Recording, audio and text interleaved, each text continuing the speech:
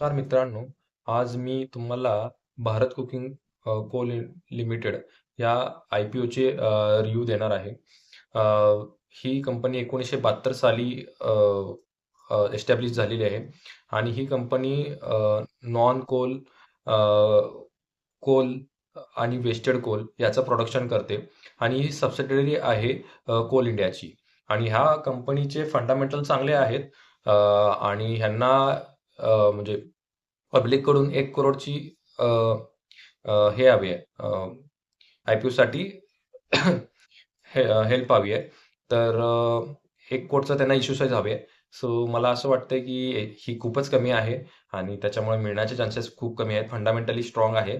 But तुम्हाला जर मिळालं तर तुम्ही लॉंग टर्मला हा स्टॉक ठेवू शकता. रिटर्न चांगले बनवू शकतात. पण अप्लाय करा.